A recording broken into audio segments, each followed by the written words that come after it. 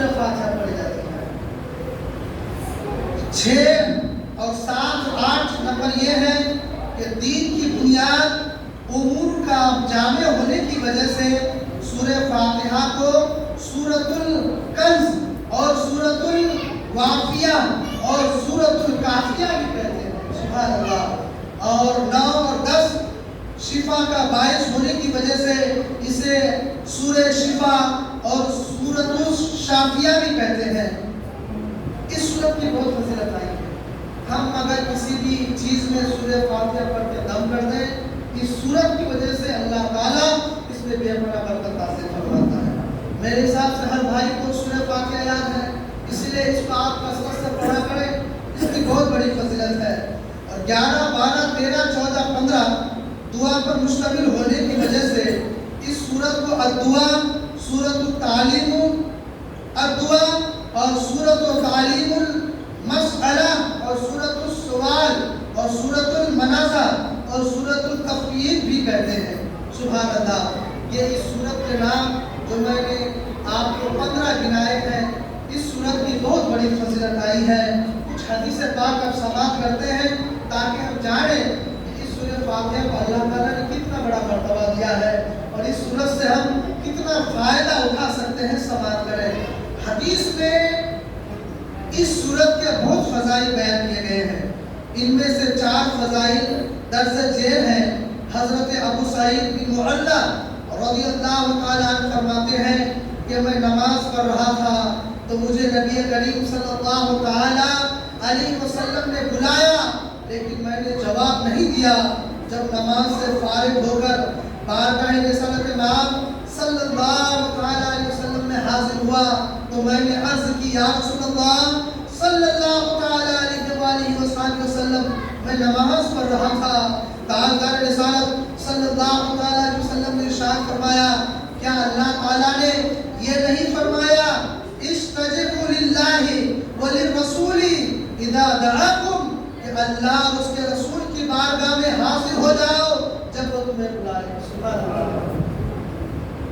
اللہ نے قرآن پاک میں ایک آیت نازل فرمائی ہے اور وہ آیت یہ ہے کہ جب اللہ اور اس کے رسول کی طرف سے بلاوا آئے تو اپنے سارے کاموں کو چھوڑ کر ان کی بارگاہ میں آ جاؤ، ان کی بارگاہ میں آ جاؤ اور ادب بجا لاؤ۔ وہ کیا حکم فرماتے ہیں اس کو سنو اور اپنے سب کو رقم کر کے قبول کرنے کی کوشش کرو۔ جب ہم نے نکلنے کا ارادہ کیا، جب حضور صلی اللہ تعالیٰ علیہ وسلم اور ابو سعید کہتے ہیں کہ جب ہم دونوں نکلنے کی کوشش کیے، جب ہم دونوں نکلے، درود پاک پڑھے، اللہم صلی علی سیدنا صلی اللہ تعالیٰ علیہ وسلم، سلام علیکہ رسول اللہ صلی اللہ تعالیٰ علیہ وسلم۔ نکلنے سے پہلے قرآن کریم کی سب سے عظیم سورت، کیا میں تمہیں تمہارے مسجد سے نکلنے سے پہلے قرآن کریم کی سب سے عظیم سورت نہ سکھاؤں؟ پھر آپ صلی اللہ علیہ وسلم نے میرا ہاتھ پکڑ لیا اور جب ہم نے نکلنے کا ارادہ کیا تو میں نے عرض کی، یا رسول اللہ صلی اللہ علیہ وسلم، آپ نے فرمایا تھا کہ میں ضرور تمہیں قرآن مجید کی سب سے عظمت والی سورت سکھاؤں گا۔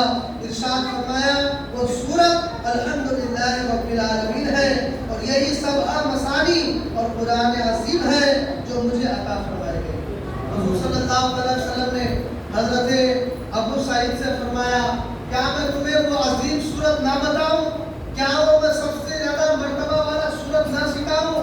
تو حضرت ابو سعید کہتے ہیں، یا رسول اللہ صلی اللہ علیہ وسلم مجھے سکھائیے، وہ بتائیے وہ کون سی سورت ہے؟ تو حضور نے فرمایا الحمدللہ رب العالمین سے لے کر والضالین تک یہ پوری سورت پڑھ کے بتائی اور سکھائی کہ یہ سورہ فاتحہ ہے اور اس کو اللہ تعالیٰ نے مجھے عطا کیا ہے۔ اس سے پہلے اور کسی انبیاء کرام کو اس سورت کو اللہ تعالیٰ نے عطا نہیں فرمایا۔ بہت ساری کتابیں آسمان سے نازل ہوئی، بہت ساری سورتیں نازل ہوئی، مگر اسپیشل جو یہ سورت سورہ فاتحہ ہے، یہ صرف اور صرف ہم سب کے آقا حضور جناب محمد رسول اللہ صلی اللہ علیہ وسلم वसल्लम को अल्लाह ताला ने अता किया। कहिए सुभान अल्लाह। आइए और एक हदीस पाक समाप्त करते हैं।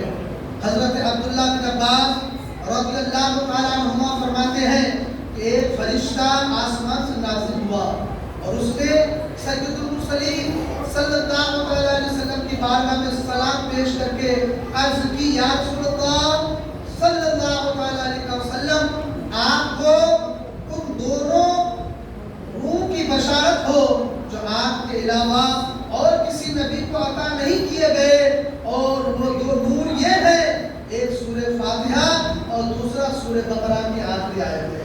सुभान अल्लाह। यानी दो नूर अल्लाह ताला ने किसी को नहीं अता फरमाया। वो एक नूर सूरह फातिहा है और दूसरा सूरह बकरा की आखिरी आयत है, जो मैं ज्यादातर नमाज में पढ़ता हूँ। लिल्लाहि मा फिस समावाति व मा फिल अर्द व इन तुब्दू मा फी अनफुसिकुम औ तुख्फूहु युहासिबकुम बिल्लाह फयगफिर लकुम। इसी आयत को जो आप पढ़ेंगे तो इसके बारे में बहुत बड़ी फजीलत आई है। जिसके घर में परेशानी हमेशा होती है, या बीमार ज्यादा लोग रहते हैं, या शैतान का इसमें दुखुल है, तो सूरह बकरा की तिलावत करें या सूरह बकरा की आयतें पढ़ा करें। इसकी बरकत से उसके घर से बीमारी खत्म हो जाएगी और शैतान जो उसके घर में बहुत ही उसको परेशान कर रहा है घर वालों को, इसकी वजह से वो भाग जाएगा। ये दो नूर सिर्फ और सिर्फ अल्लाह ताला ने हमारे आका करीम सल्लल्लाहु अलैहि वसल्लम को अता फरमाया है। कितने खुशनसीब हैं हम और आप जो अल्लाह ने कुरान मुक़द्दस नाज़िल फरमाई, और कुरान मुक़द्दस में दो नूर नाज़िल फरमाई, और वो दो नूर में एक सूरह फातिहा है और दूसरी सूरह बकरा की आखिरी आयत है। तीसरी हदीस पाक ये है, हज़रत अबू बिन काब रज़ियल्लाहु तआला से रवायत है कि हुज़ूर पुरनूर सल्लल्लाहु अलैहि वसल्लम ने इरशाद फरमाया, अल्लाह ताला ने तौरात और इंजील में उम्मुल कुरान की मिस्र कोई सूरत नाज़िल नहीं फरमाई। और हज़रत अब्दुल मलक बिन उमैर रज़ियल्लाहु तआला से रवायत है कि नबी करीम सल्लल्लाहु अलैहि वसल्लम ने इरशाद फरमाया, सूरह फातिहा हर मर्ज़ के लिए शिफा है। सुभान अल्लाह। सूरह फातिहा क्या है? हर मर्ज़ की शिफा है। अब मैं थोड़ी यहाँ रुक कर के वज़ाहत कर दूँ। हम में से शायद कोई ऐसा भाई यहाँ पर मौजूद है जिसको कोई ना कोई बीमारी ना हो, किसी ना किसी बीमारी में वो मुब्तला है। जो भाई नमाज पढ़ते हैं उसके लिए खुशखबरी है कि वो सूरह फातिहा की तिलावत करते हैं और अल्लाह ताला इस सूरत की वजह से शिफा फरमाता है। या मान के चलिए हमारे घर में कोई बीमार है, हम वज़ू बनाए, 3 बार दुरूद पढ़ें और सूरह फातिहा 7 मरतबा तिलावत करें, और फिर पानी में दम करें 3 बार दुरूद शरीफ पढ़ के, पहले भी दुरूद शरीफ और फिर 7 मरतबा सूरह फातिहा और फिर दुरूद शरीफ पढ़कर 3 मरतबा। अगर हम पानी में दम करके जो बीमार है उसको पिला दें, अल्लाह ताला उसे शिफा अता फरमाता है। सुभान अल्लाह, सुभान अल्लाह। हमें कई चीजें सीखने के लिए मिली कि सूरह फातिहा के 15 नाम हैं, और ये सूरह फातिहा अल्लाह ताला ने किसी नबी को नाज़िल नहीं किया, अता नहीं किया, उनकी किताबों पर उनको नहीं दिया गया, सिर्फ और सिर्फ हुज़ूर सल्लल्लाहु अलैहि वसल्लम को अता किया गया। और तीसरी चीज़ ये है कि जब भी कोई हमारे घर में बीमार हो तो हम ये आजमाएं कि हम 3 मरतबा पहले दुरूद शरीफ पढ़ें, किसी बर्तन में पानी लें और 7 मरतबा सूरह फातिहा की तिलावत करें, और उसके बाद जो है फिर 3 मरतबा दुरूद शरीफ पढ़कर हम उनको पिला दें। तो अल्लाह ताला कुरान मुक़द्दस की इस नूर के सदक़े तुफ़ैल में, नूर वाली आयत और दुरूद पाक के सदक़े तुफ़ैल में अल्लाह ताला उसको शिफा अता फरमाएगा। और ये मत समझिए कि सिर्फ उसको ही शिफा फरमाएगा, बल्कि आपको पढ़ने की वजह से आपको भी शिफा अता फरमाएगा। ये कुरान है, इसका फैज़ान लुट रहा है, बस लुटने वाला होना चाहिए। सूरह फातिहा में ये मज़ामीन बयान किए गए हैं कि इस सूरत में अल्लाह ताला की हम्द व सना का बयान है, और अल्लाह ताला के रब होने, उसके रहमान और रहीम होने, नीज़ मखलूक के मरने के बाद दोबारा जिंदा किए जाने और क़यामत के दिन اور ان کے اعمال کے جزا ملنے کا ذکر ہے، اور صرف اللہ تعالیٰ کے